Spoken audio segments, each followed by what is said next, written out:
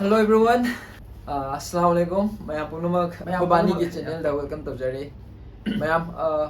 video se holding in the ko kari video na se mayam khanga mani Delhi da lai ge da wa na traga Delhi da la ka da sin naw yaw ga di makhoi gi da makta semba video ne ba ko da pochai kamaina deal to wi lai ba khot pa Delhi da anything related to living habitat ko living standard to egera room ki price to egera aduga pochai gi yenjang da bi gi price po egera yenjang da bi kamai lai ga ni baya hoi da gi vendors habitat street vendor street napi singbi yon ma phom dai kamai lai ga ni ha ba gi matang se si matang da loina yawa ka ni ado yengmina se video se ko nuai ni thina nuai ni video se Delhi da ning ba se naw na thabak to ba la ki khan ba na tra student egera Delhi da hek lai ge khan ba mi kai ai video se ngasi yam chuma ba ne yam ning bi se ado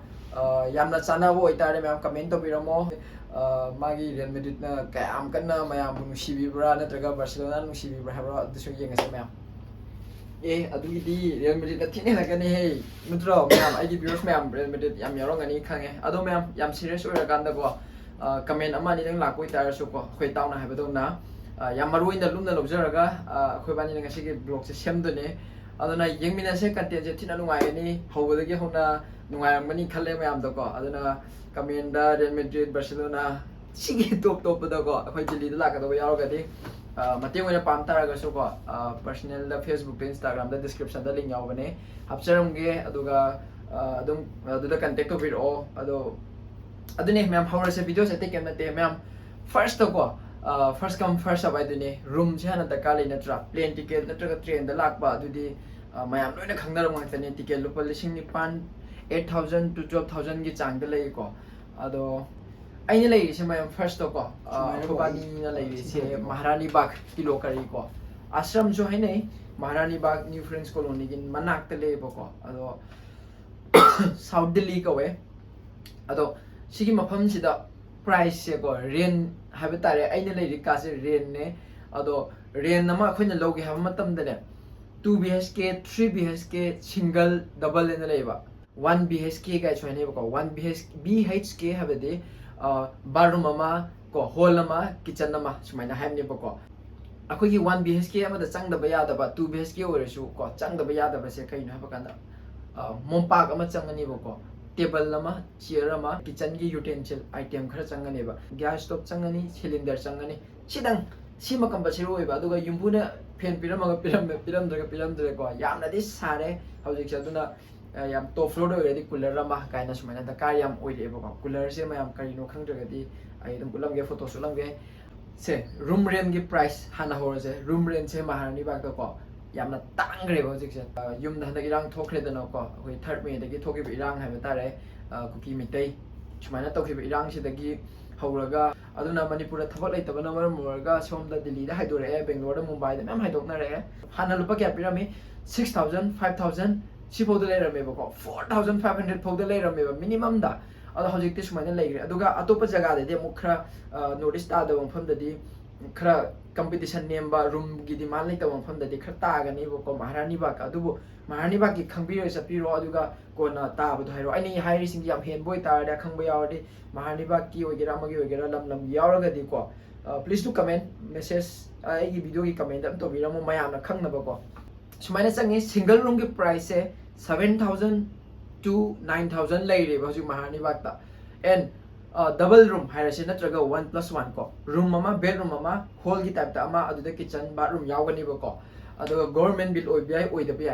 government bill oi traga di unit ama da lupa nipan natraga mapan chai ba lupa tare chu sa ba yaw ba ko adu government bill oi raga di 200 unit pose free da sina ning ba sina raga 200 dau traga di zero bill ne ba paisa pi ni ngai ma thol lai te ba ko 2 BHK haji akhoi na lai se ko ai video dam ut ke akhoi na lai se 2 BHK ko oi ba ko se yamna chaw ba 2 BHK na te ba ko hall ama lai ni bedroom ani lai ni ko kitchen ama aduga bathroom se room tonga room da bathroom pi khibi ya ba ko bedroom ani da ado pi da ba su ya akhoi gi di ado mai ani di yaw re akhoi na lai se hojik 16,500 ne ba ko kitchen je akhoi na nong ma da utilize to ba je food se ba ta ko cha ba gi utilize to ba je ai gi viewers se hindi su ai hitraga su Delhi da hingbada aruba sum oi de ha se mo su haininge mayang da deal kamai to gani yanjang na pi yon ba baya da natraga anti da पोट सी पामे सी लगे है कमाई लेगे है हजिक आगे वीडियो उलागे सिगे मखादी वीडियो क्लिप ओइना थोरगा चलुरगा अदु मफम दुगी यंजांग ना पी लुपा क्या पी अदुगा किलो दा कया पीगे कमाई लेगे है उलागे अदु हना यंगमिनरसे आगे तावसे ngakthana maje akhoi hana kapthoraga video se naminarose bako adude chachime sina hai gi ma'am तो क्या ले सिने सब्जी के परेंग महानी बाकी को दाल दे सब ले ले डंडा बोलता है अच्छा डंडा नहीं है खाने का चीज है भाई बताओ जो भी बोल रहे हैं सिना महानी बागतनी को मैम आई बोले इसे मणिपुर दुकान अहुम ले बतो सिदा अम्मा अनि अहुम अदुदा चौराक को अम्मा नि खरा सुम हैरंगे से कोई नोटिस दुकान उमरोक लगे इसके फंगे तो लफू करी करा नाम फंगे जे माइरेन उमरोक लुपा क्या नो बता यांखे मसाला लुपा क्या लुपा सी चिकन है दोनों लफू फ्लो लफू थारो आसा फ्लो क्या नो सिने क्या नो यांखे अदगी सिना सिंग ने मणिपुर की सिंग लुपा यांखे ने मणिपुर दे ngata ne usoi jo le to ko ma'am आई से उलग तो को यंजांग लौबदा कमाई ने लौगे है उलग तो ने बको हिंदी सुंग हेद्रसु याने बको आंटी होई लेरि मैम से को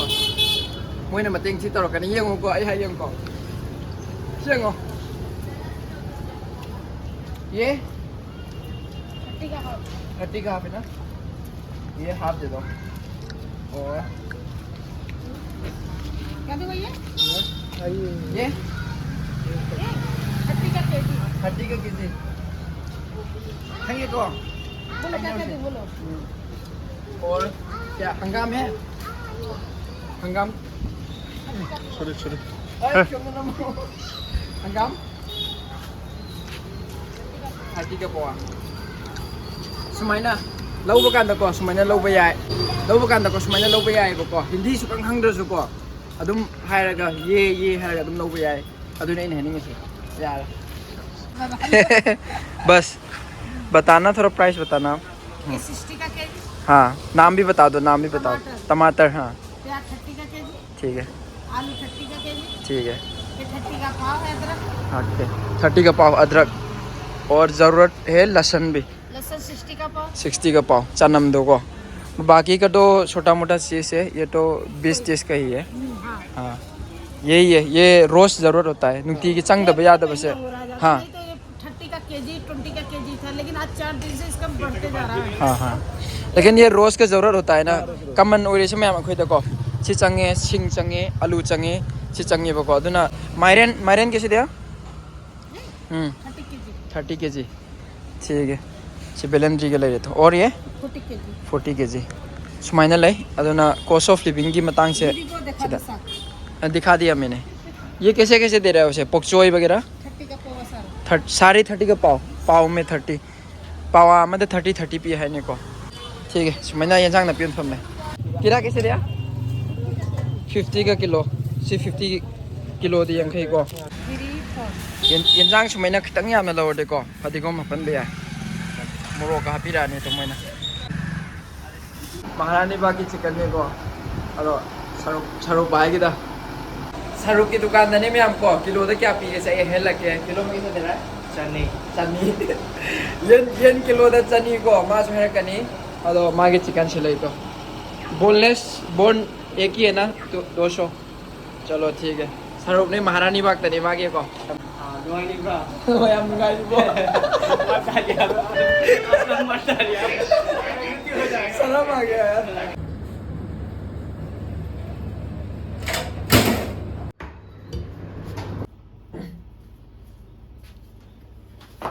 So asini mayam ko welcome back again mayam amuka ko video da mu focus la ase pathang la tu ising se lai ni ba ko se ko ising lai ga thakani bisleri se ju sida pi se kian bottle ama lai ko ai sida utke video da ado sida 30 rupees ne ko ado 30 rupees se akoina bottle hum loraga negotiate taroga 40 rupees second floor ki mathagi okhari 40 pi na ba yawi 50 pi yawi yamna dakar oina thamda yadaba hairadi ko mayam mopak dakar oi table dakar oi ko chair dama dakar oi aduga almira se ai da lei se sumai thamge haibra natraga chilising adum ahum mari taruk taret sumai na pi bu ko makhan leigre fridge ko yamna sai fridge adum dakar oi yaudraga su yai ngamni bu haire ka su kaide aing ba thakhe haire fridge amadum lainei bu ko aduga dakar oiragadi AC musu adum dakar di oire atopadi yamna maru oide maru ore je hojiki ko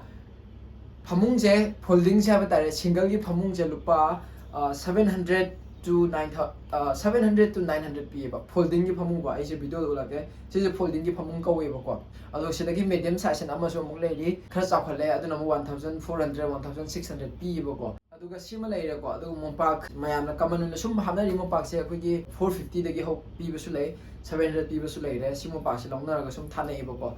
bed sheet pillow ko sum living se sumaina oi ado changba gi kharsa se tha ma da haira se ba total da ko 10,000 to 15,000 je sisina ithanda leibagi aduga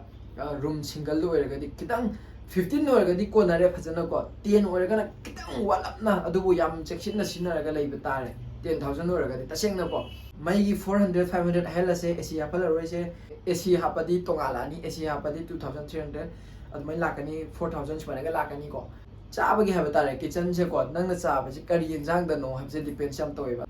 sumana le ko aduna kitchen se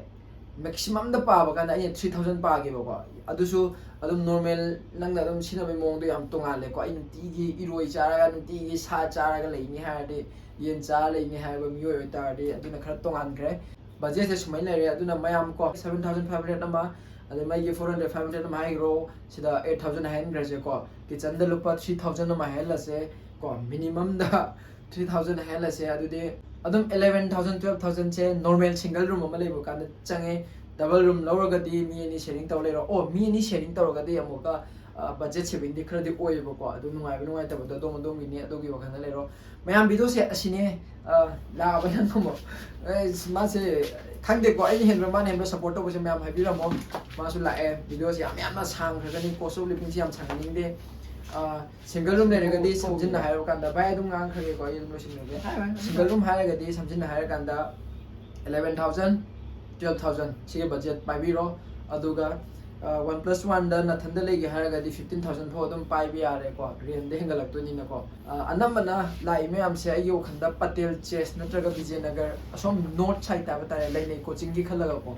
अदुदा फोमय गी rain से अदुम तांगे 6,000 7,000 5,500 कैनिश मले अदु फजबरुम से लै को विजयनगर जो फजब लै पटेल चेस तो फजब लै हां अदगी सानगर बुरारी मैम ले नॉर्थ सु मी याम ले बको अदबो साउथ से अनमना थबक की टावर लेबगी ओइन उइबको अदगी टूरिस्ट की मफम लेबा हाइतारे लोटस टेंपल लोइगेरा हुमायूं टोम इंडिया गेट पोइगेरा कुतुब मीनार बोइगेरा सिसे साउथ इंद लोइ लेबको अदुना साउथ की नुगाइ बिना अदुदा खरा नुगाइ मैम वीडियो दे मैम थगत खरे ममांग दे सोइगी प्लेलिस्ट चेक तो बिरो अदु वीडियो मखल मखल वीडियो सब्सक्राइब तो बिरो सपोर्ट तो बिरो हाइबतारे गो रियल मैड्रिड वगेरा बार्सिलोना वगेरा अदु लेके अदुना सिने cost of living in Delhi video से खरा सांग्रे वरो बिबा दे मैम अदुना ई वीडियो से सिदलो सिल लगे सेंग हागा सेंग ngam लेबे वीडियो ने अदुना thank you so much for watching my videos आई ना हाइनिंग बदी मैम हाइनिंग मने आई या हाइनिंग मैम दे लोइन हाइग्रे so anyway thank you so much for watching my videos once again so okay bye bye guys so bye bye Manipuri में क्या हंगामी आता है ना और क्या क्या आता है बहुत चीज आता है क्या मरोई आता है मरोई सा मरोई सगरी आता है सब्जी आता है हंगाम आता है चाइस आता है नकुबी आता है नकुपी हाँ चोई आता है सलाद पत्ता आता है सेलरी आता है सिदा फंगी बेंसांग सिंग से मैम सी खक्तने मरोई न फंगी से को कोबी fungi खोंद्रुम fungi खमेन fungi crore अखाबी fungi को थाबी लेरे अदगी सी चंग अदुम चंगी से को टोमेटो पोटैटो प्याज संगे अदगी से सिंग लेरे तो सिंगुम बलोइना हाय हाइनौ ने सिदे दीदी बना दो सनम है हां चनम सनम सनम के चनम क्या बोलते हैं सनम बोलता है सनम कैसे दिया 60 का 60 का पाव चनम न खरा तांगे दो कोबी लै अमा मले मनम से हां